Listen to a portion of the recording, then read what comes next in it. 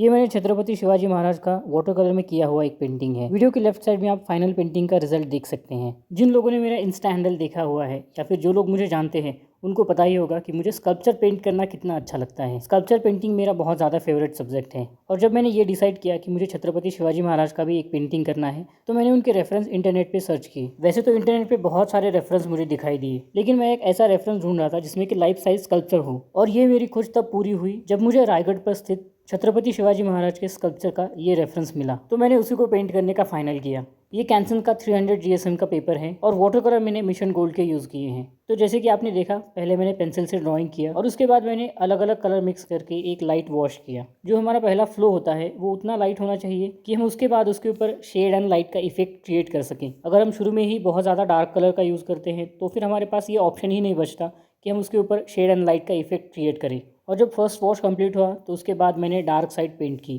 तो जैसे कि अभी आप देख रहे हैं, मैंने डार्क टोन को अप्लाई किया है और उसकी डिटेल हर एक पकड़ने के लिए मैंने छोटी साइज़ के ब्रश का यूज़ किया है ताकि कोई भी डिटेल मिस ना हो और जो ड्राइंग है वो भी अच्छी तरीके से मेंटेन हो। इन सब बातों का ख्याल रखते हुए ही मैंने डार्क टोन ऐड किया है। लेकिन अगर आप देखोगे तो मैंने डार्क टोन में भी अलग अलग कलर मिक्स किए हैं, कलर में वेरिएशन क्रिएट किया है, जिसकी वजह से ये और भी थोड़ा नेचुरल दिखाई देता है। तो हमारे कलर में वेरिएशन आना बहुत ज़रूरी है। हम कैसे कलर यूज़ करते हैं, कौन से कलर यूज़ करते हैं, वो भी बहुत मैटर करता है। अभी ये जो डार्क टोन मैंने ऐड किया है वो मैंने बहुत ज़्यादा डार्क नहीं किया है, क्योंकि हमें step by step dark add करना होता है। और ये जो है ये मिडिल टोन में आएगा, ये मुझे पहले से ही पता था, तो इसलिए मैंने बहुत ज़्यादा डार्क यूज़ नहीं किया है, क्योंकि इसके बाद और एक लेयर की ज़रूरत पड़ेगी, ये मुझे पता था। तो जब भी आप वाटर कलर में काम कर रहे होते हैं तो आपको धीरे धीरे डार्क टोन ऐड करना होता है। अगर आप शुरू में ही बहुत ज़्यादा डार्क टोन ऐड करते हो तो फिर आपके पास ये ऑप्शन ही नहीं रहेगा कि आप उसको लाइट करें। जनरली लोगों में ये प्रॉब्लम देखी जाती है कि वो शुरू में ही बहुत ज़्यादा डार्क टोन ऐड कर देते हैं, लेकिन जब हम ऐसे स्टेप बाय स्टेप जाएंगे तो हमारे पास ऑप्शन रहेगा कि हम कलर के साथ ज़्यादा से ज़्यादा प्ले करें। अगर आप गौर करोगे तो मैंने शुरू में ही बस एक बड़ी साइज़ के ब्रश का यूज़ किया था फर्स्ट वॉश के लिए, और उसके बाद ऑलमोस्ट मैंने सभी काम एक सिंगल ब्रश से ही फिनिश किया है, जो कि आप अभी देख रहे हैं। ये जो ब्रश है उसके बालों का लेंथ थोड़ा ज़्यादा है और छोटी साइज़ का ब्रश होने की वजह से जो डिज़ाइन वाला पार्ट है उसको कवर करने में और भी ज़्यादा ईजी होता है। इसके बालों का लेंथ थोड़ा ज़्यादा होने की वजह से एक पॉइंट हमें मिल जाता है जो कि बिल्कुल पेंसिल जैसा ही मुझे लगता है। हालांकि शुरू में जब मैंने ये ब्रश यूज़ किया था तो उस टाइम पे मुझे ये बहुत डिफ़िकल्ट लगा था, लेकिन बाद में जैसे मुझे इसकी आदत हो गई तो मैंने बहुत सारे काम इसी एक ब्रश से कंप्लीट किए हैं। ये जो पेंटिंग आप स्क्रीन पे देख रहे हैं ये मैंने बस यही एक सिंगल ब्रश से ही किए हैं, और ऐसे कई सारे पेंटिंग मैंने बस इसी ब्रश से किए हैं। और ये बहुत एक्सपेंसिव है या फिर इम्पोर्टेड है, ऐसा बिल्कुल भी नहीं है। ये एक इंडियन ब्रांड का ही ब्रश है और जिसकी प्राइस मुझे लगता है 50 रुपीज़ के आसपास रहेगी, क्योंकि अब इसे बाय करते हुए मुझे ऑलमोस्ट 3-4 साल हो गए, तो मुझे इसका फ़िक्स प्राइस तो याद नहीं है, लेकिन मुझे इतना पता है कि ये बहुत चीप रेट में मुझे मिला था। तो अभी ये बताने का रीज़न ये है कि बहुत सारे लोगों का ये समझ होता है कि हम जितना ज़्यादा एक्सपेंसिव मटेरियल यूज़ करेंगे उतना ही हमारा काम अच्छा होगा। ये बिल्कुल गलत है। आप जब अच्छी तरीके से ड्राइंग करना सीख जाते हो, आप जब अच्छी तरीके से मीडियम को हैंडल करना सीख जाते हो, तो मटेरियल सेकेंडरी पार्ट हो जाता है। आप कौन से ब्रांड का पेपर यूज़ कर रहे हैं, कौन से ब्रांड का कलर यूज़ कर रहे हैं, इम्पोर्टेड है, इंडियन है, कुछ भी मैटर नहीं करता। अगर आपके हाथ में ड्राइंग है, आपको मीडियम कैसे हैंडल करना है ये पता है, तो आपका काम किसी भी मटेरियल के साथ अच्छा ही होने वाला है। तो जब पूरी पेंटिंग के ऊपर मेरा मिडल टोन भी अप्लाई करके हो गया तो उसके बाद मैंने थोड़े और ज़्यादा डार्क टोन ऐड किए, जैसे कि अभी आप पेंटिंग में देख रहे हैं। अभी जो मैं डार्क टोन ऐड कर रहा हूँ वो कुछ स्पेसिफिक जगह पे ही ऐड कर रहा हूँ जहाँ पे डीप कार्विंग है और उसकी वजह से जहाँ पे बहुत ज़्यादा डार्क दिख रहा है। तो जब मैंने ये डार्क ऐड किए तो पेंटिंग के डायमेंशन और भी ज़्यादा क्लियर हो गए।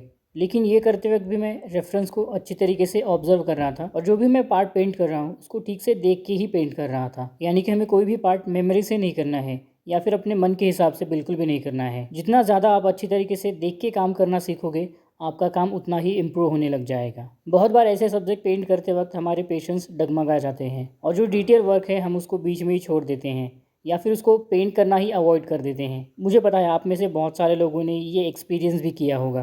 तो ऐसे वक्त में अगर आपको लगता है कि अभी आपके पेशेंस नहीं रह रहे तो आप काम को स्टॉप कर सकते हैं और उसके बाद जब भी आपका मूड हो काम करने का तो आप उसको कंटिन्यू कर सकते हैं। लेकिन बेवजह बस उसको कंप्लीट करना है इसलिए आप उसको मेमोरी से कर रहे हो या फिर बिना देखे बिना सोचे समझे काम कर रहे हो, तो फिर ऐसे काम करने का कोई मतलब ही नहीं बनता और बिना सोचे समझे किया गया काम का आपको कोई फ़ायदा भी नहीं होने वाला है। तो अगर आप काम कर रहे हो, उसको टाइम दे रहे हो, तो अच्छे से काम करना ही बेटर रहेगा, नहीं तो फिर आपकी पूरी मेहनत वेस्ट ही जाने वाली है जिसका कि कुछ भी फ़ायदा आपको नहीं होने वाला। तो जब यहाँ तक ये काम फिनिश हो गया तो उसके बाद बारी थी और ज़्यादा डिटेल ऐड करने की। लेकिन कितनी डिटेल ऐड करनी है, कहाँ पे ऐड करनी है और कहाँ पे रुकना है, ये हमें पता होना बहुत ज़रूरी है। क्योंकि हमें कैसे काम करना है, क्या काम करना है, ये तो पता होता है, लेकिन बहुत बार हमें ये पता नहीं होता है कि कहाँ पे हमें रुकना है। तो जिन आर्टिस्ट लोगों को कहाँ पे रुकना है ये समझ में आ गया, उनका काम अगर आप देखोगे तो वो बहुत मैच्योर दिखाई देता है, क्योंकि उनको पता चल गया है कहाँ पे मुझे रुकना है। नहीं तो कम एक्सपीरियंस वाले लोगों को ये आइडिया ना होने की वजह से वो बहुत ज़्यादा काम कर देते हैं, और एक्स्ट्रा वर्क, ओवर वर्क होने की वजह से भी हमारा काम बहुत बार ख़राब दिखाई देता है। और अगर आपको कहाँ पे रुकना है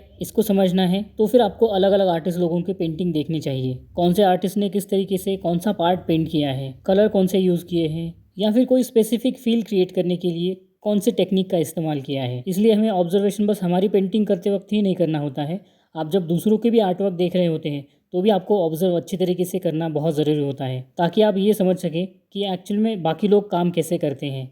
जब मैं कॉलेज में था और मैं वाटर कलर करना सीख रहा था तो उस टाइम पे मैंने बहुत सारे अलग अलग आर्टिस्ट लोगों के काम देखे हैं, लाइव भी देखे हैं और इंटरनेट पे उसके फ़ोटोग्राफ भी देखे हैं मतलब बस उसको देखा और छोड़ दिया ऐसा नहीं। मैंने हर एक पार्ट को ऑब्जर्व किया, कौन से आर्टिस्ट ने स्काई पेंट कैसे किया है, क्लाउड कैसे बनाए हैं, कौन से आर्टिस्ट ने कलर कौन से यूज़ किए हैं। हर एक पार्ट को मैंने बहुत अच्छी तरीके से ऑब्जर्व किया था, और वो चीज़ मैंने बस देखी ही नहीं, मैंने अपने काम में भी उसको अप्लाई करने का ट्राई किया, और इससे मुझे बहुत कुछ सीखने को मिला। तो अगर आपको भी ये सीखना है तो दूसरे आर्टिस्ट लोगों के काम अच्छे तरीके से देखना शुरू कीजिए। अभी इस पेंटिंग में यहाँ तक काम फिनिश होने के बाद मैंने थोड़े ओपेक कलर का भी इस्तेमाल किया है। जहाँ पे थोड़ा सा ब्लू स्टोन दिखाई दे रहा है मैंने वहाँ पे थोड़े ओपेक कलर यूज़ किए हैं, लेकिन कहाँ पे कितना कलर यूज़ करना है ये मुझे पता था।